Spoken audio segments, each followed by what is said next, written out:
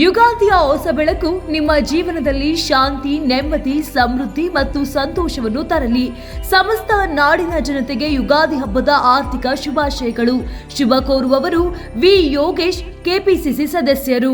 ರಾಜ್ಯದ ಉಪಚುನಾವಣೆಯ ರಣರಂಗ ತೀವ್ರಗೊಳ್ತಾ ಇದ್ದಂತೆಯೇ ಆಡಳಿತಾರೂಢ ಕಾಂಗ್ರೆಸ್ನಲ್ಲಿ ಟಿಕೆಟ್ ಕಗ್ಗಂಟು ಬಗೆಹರಿಯದೆ ಗೊಂದಲ ಮುಂದುವರೆದಿದೆ.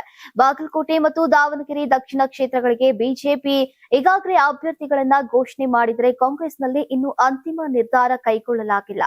ಬಾಗಲಕೋಟೆ ಕ್ಷೇತ್ರದಲ್ಲಿ ಮಾಜಿ ಶಾಸಕ HY ಮೇಟಿಯವರ ಕುಟುಂಬಕ್ಕೆ ಟಿಕೆಟ್ ನೀಡುವ ಸಾಧ್ಯತೆ ಇದ್ರೂ ಕೂಡ ಅವರ 4 ಮಕ್ಕಳ ಪೈಕಿ ಯಾರಿಗೆ ಅವಕಾಶ ಸಿಗಲಿದೆ ಎಂಬ ಪ್ರಶ್ನೆ ತಲೆದೂರಿದೆ.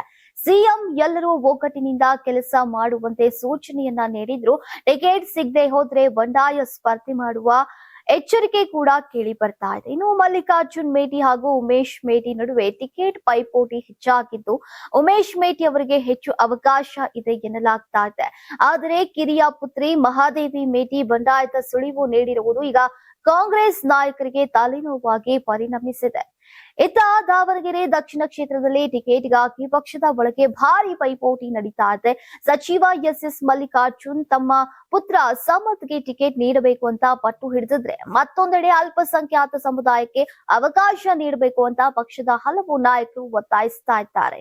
ಇನ್ನು ಉಸ್ತುವಾರಿ ಸಮಿತಿ ಸಭೆಯಲ್ಲೂ ಕೂಡ ಹಲವು ಹೆಸರುಗಳು ಚರ್ಚೆಗೆ ಬಂದಿದ್ದು, ಅಲ್ಪಸಂಖ್ಯಾತ ಸಮುದಾಯದ ಅಭ್ಯರ್ಥಿಗಳ ಪರ ಬಲವಾದ ಒತ್ತಡ ಕಾಣಿಸಿಕೊಂಡಿದೆ. ಒಟ್ನಲ್ಲಿ ಕಾಂಗ್ರೆಸ್ನಲ್ಲಿ ಒಳಜಗಳ ತಾರಕಕ್ಕೇರಿದ್ದು, ಈಗ ಅಭ್ಯರ್ಥಿಯ ಆಯ್ಕೆ ಇನ್ನು ಕಗ್ಗಂಟಾಗಿಯೇ ಉಳಿದಿದೆ. ನೀವು ಸಣ್ಣ ಆಗ್ಬೇಕಲ್ವಾ? ಅದು ಒಂದು ಉತ್ತಮ ಆಹಾರದಿಂದ ಸಣ್ಣ ಆಗ್ಬೇಕಲ್ವಾ? ಪ್ರತಿದಿನ ನಮ್ಮ ಜೀನಿ ಸ್ಲಿಮ್ ನ ಯೂಸ್ ಮಾಡಿ ಯಾವುದೇ ಸೈಡ್ ಎಫೆಕ್ಟ್ ಇಲ್ದಂಗೆ ನೀವು ಸಣ್ಣ ಆಗ್ತೀರಾ.